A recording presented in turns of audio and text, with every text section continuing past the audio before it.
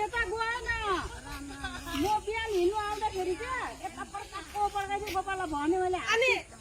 हाम्रो आमा चाहिँ किन कराएको मलाई नै मार्न आयो जस्तो बेबी पनि छ त्यसको देखिछु बेबीलाई बिचमा राखेर हिँड्दैछ ऊ बेबीलाई बिचमा राखेर हिँड्दैछ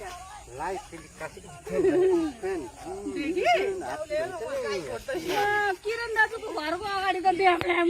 छ त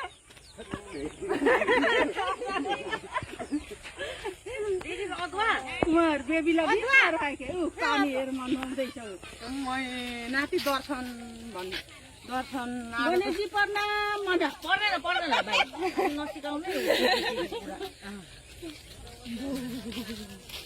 म त घरमै आए क्या भन्छु नि गाई हो यो हिसाबले काल्यो घरमै पो होला थिचेर भन्छु नि म पनि कहिले बनाउँछ हात्ती जस्तो भन्छु नि